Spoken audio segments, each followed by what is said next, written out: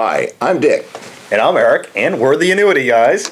Yes, we are, Eric. Now, there's a lot of income protection strategies out there. Yeah, but what's the best one? Well, should we just hit that part head on? Let's just get it out of the way. There are no best ones. There's always a best for you, perhaps, yes. but not necessarily a universal best experience. Exactly. And when we start looking at income strategies protecting our income, right. There's so many voices out there, and so many, saying this one's better, that one's better. Right. And so what we're talking about here is annuities, stocks, bonds, bank instruments. Right. And then we have to throw in all of the things that folks rely on today. Right. There's Social Security. Right. Pensions. Right. Different areas where you're going to get the income stream. Mm-hmm. And so when you look at guaranteeing these, though, because that's what we were talking about, when you're talking Yes. about income protection, how do you then structure the different pieces to make sure you don't run out of money? Well, that's when we get into the planning aspect. Yes. And you have to get into, folks, you have to really look at your individual situation, which we say, it gets to be cliche after a while, but you really have to stop and think about your comfort level with risk. Right. How things affect you, in terms of guarantees, how you feel about Social Security and pensions. Will they be around? Do you need a plan B? So as we look at plan A and we start to think about the different pieces that you could put into place. So Right. so if you look at stocks, you have to be comfortable with the volatility and the ups and the downs like you were describing. And that's where we see a lot of people not being comfortable with using that as at least the cornerstone of the retirement income. Well, and Eric, there's a lot of voices out there, Jeremy Siegel comes to mind, where they're talking about dividend-paying stocks and ETFs Sure. and, just riding out the storms. But most folks really do understand there's no guarantees there. Right. And a lot of it's time. Yes. The timing aspect, and we've talked about sequence of returns and the importance of being able to weather the storm and not selling in a bad environment. And those are the challenges that, you can't predict the environment you're going to retirement into. So Exactly. So that the first 5 years before retirement, the first 5 years after retirement really have a significant impact on your success, your ability to maintain that portfolio balance. And then if you want to go to, so to speak, the safest, get my quotations right there. But if you want to go to the safest, well, we just turn to banks and we would simply just live off the interest. Sure.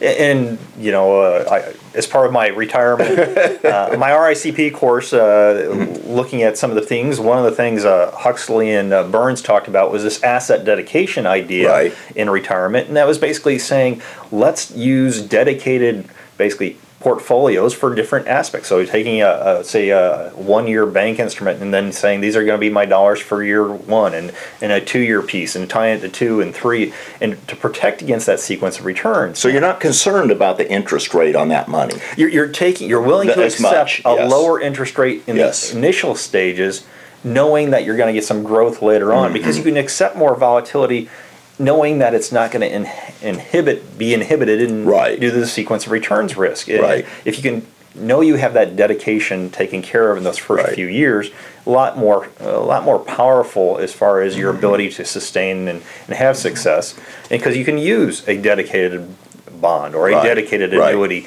for each of those slices. Well, and when I think about, folks considering using banks and living off the interest, I'm seeing, the wheels turning, it's like... Well, it used to be the case. Yeah, all I have to, to get $50,000 a year, all I have to do is put up $5 million, get half a percent interest. And keep it in the safest way possible, you put that in, 250 banks? Yeah, exactly, It's a lot of phone calls. So this is where, we're the annuity guys, and obviously we're proponents of annuities used properly. Yeah.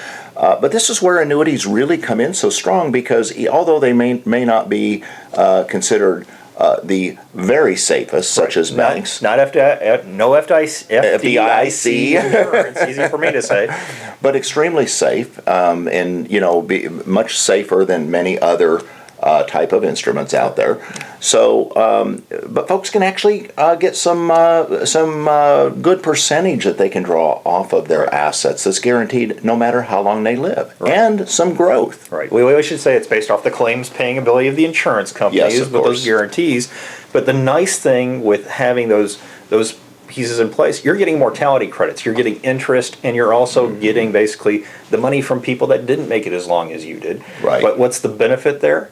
You've got lifetime income guarantees with a lot of different pieces, whether it be SPIAs, DIAs, QLACs, guaranteed withdrawal benefit riders, available on fixed and variable products. Right. So it's you've got all those pieces available to you to kind of allow you to put in place a structured retirement plan that can truly provide some of that income protection. Now we get a lot, we talk a lot about the fixed indexed annuity, the riders on those, the guarantees that have become very popular. They're used a lot now in retirement planning. But you just brought up a big word, an acronym, a QLAC. A QLAC, the Qualified Longevity So Contract. let's just talk about that for a minute for folks that may not be familiar with that. Well, it's the QLAC is kind of more the most recent kind of aspect of the federal government allowing you to take IRA dollars and basically kick them back past age 70 for basically retirement income as far out as age 85. Now, what that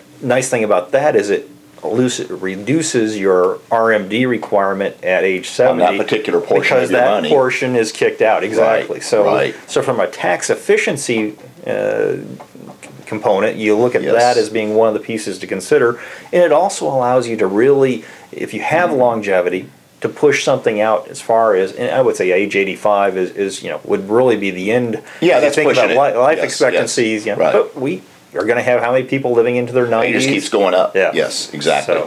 So QLACs, we kind of look at that as a maybe a deferred immediate annuity. It's right, a deferred income annuity. I would say, it's if you take a SPIA, which is an immediate single premium immediate annuity, right? And if you think about that, that starts income in the next 12 months. Right. What you're doing is using today's interest rates, kicking those buying power out, as far as, as long as you can go up to age 85. So you're starting and you're laddering those pieces out for a much longer time period into the future. So the biggest challenge you have, though, is in today's rate environment, you're buying in based off today's rates. Because they're going to use, the current rate environment to purchase the guarantees to back that requirement. Yes. And so is it a good deal? Yeah, because you're hedging against longevity risk. Right. Now, if you compare that to the fixed indexed annuity. Well, if you look at some of those fixed index products, because you have the ability to get some growth guarantees built into it, many times you can get even larger guarantees than you would from a deferred income annuity, depending on the rider, depending on the guarantees, depending on your age. All those pieces come into play. And obviously with the fixed index products, you won't necessarily have the tax efficiency that you would get from the QLAC because those pieces would be in place all the time. But it's all gets back to what works best for your individual circumstance. Exactly. Part of the planning process has to take all those pieces into play. Yes.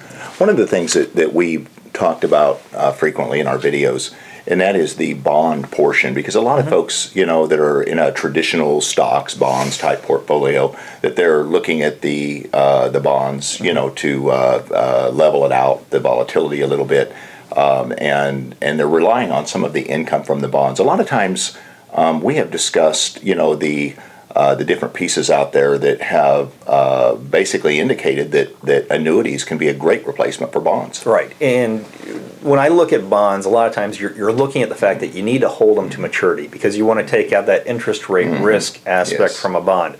So if you're using that as part of your retirement plan, and if you look at them being dedicated to a certain time frame, and then you compare that to what an annuity might be able to provide, the one issue with bonds is if you're having to spend down to meet your lifestyle, if you're having to spend down that principal over a period of time, that's where you run into the risk of running out of money. And if you take in and you replace that with an annuity that has some sort of basically income protection built into it, whether it be a rider or being annuitized, you have the ability to basically have lifetime income guarantees, and usually at a higher withdrawal rate level than what you would get from the bond. I think that's so important to so many folks, Eric, is how can I optimize my retirement income? So not only do I want safety, but I want to optimize it. I want to get the maximum spending power out of that. Yeah, it's all about lifestyle, I think. And we all want to have a retirement lifestyle that we can enjoy. We don't want to be just eating pork and beans and frozen burritos. Yes. So, is there any one best strategy out there? No.